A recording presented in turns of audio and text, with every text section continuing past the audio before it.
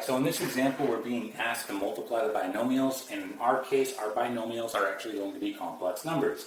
Right, we have a real part followed by an imaginary part. Same thing here, we have a real part followed by an imaginary part. So again, our binomials in this case are going to be complex numbers. So we're going to go through the same process as we always do when we multiply binomials. We're just going to use FOIL. The only difference here is that now we're dealing with complex numbers.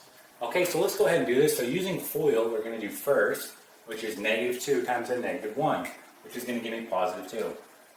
Okay, then I do outside. I do -2 times square root of 3i, so I get -2 square root of 3i. I do inside, I get -1 times negative square root of 3i, that gives me positive square root of 3i. Okay, and then I do last, I get negative square root of 3i times square root of 3i, that's going to give me negative 3i.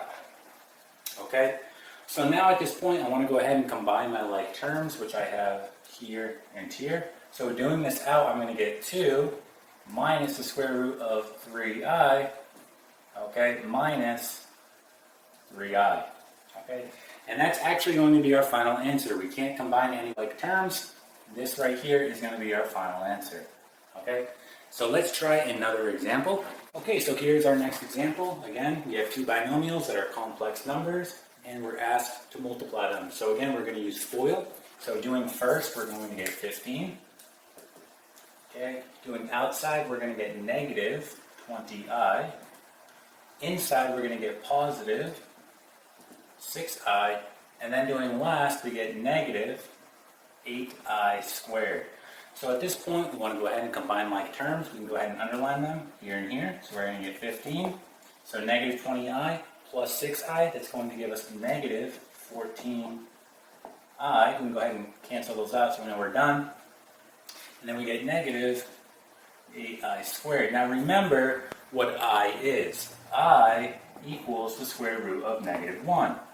So if we simply square both sides, we know that I squared is equal to -1.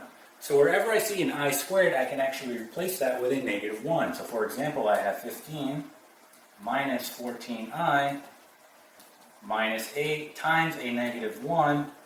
This is now going to become positive 8, right? So we get 15 plus 8, okay? We know that that's going to give us 23, so we get 23 minus 14i. And this here is going to be our final answer. Remember, when you're writing a complex number, you always want to have it in the form of a plus bi, meaning you have your real part followed by your imaginary part, okay? So this here is our final answer, all right? And that's multiplying binomials that are complex numbers. Okay, and that is it.